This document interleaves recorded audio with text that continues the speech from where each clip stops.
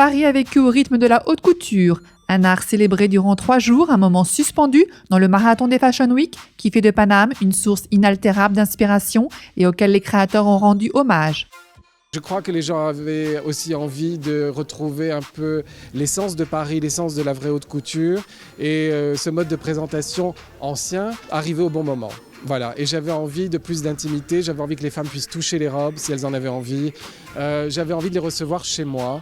Une haute couture réunissant de nombreuses nationalités, réaffirmant la suprématie de Paris dans le monde de la mode. C'est grâce à Paris à la France si aujourd'hui ça existe Giambattista Valli Paris. Déjà cette griffe. C'est grâce à Paris à la France que je puisse faire ces sublimes métiers dans lesquels je sens vraiment les privilèges de pouvoir avoir la possibilité et d'avoir la possibilité de les faire dans la haute couture. Une capitale qui a attiré la superstar de la couture en Chine, Guo Pei, invitée pour la première fois à venir défiler par la chambre syndicale de la couture. Jean-Paul Gaultier fait quant à lui revivre les années Palace, quand Paris était une fête. Le sujet, c'est quoi? C'est le Palace des années fin 70, début 80. Donc c'est là où j'ai eu toutes mes premières muses, on va dire. On s'amusait beaucoup et la façon de défiler, et c'était des personnages, c'est-à-dire qu'elles avaient elles-mêmes apporté quelque chose aux vêtements. Chanel nous transporte au pays du soleil levant. Baptiste Giabiconi apparaît en silence et donne le coup d'envoi d'une collection couture d'une extrême élégance, zen et apaisante.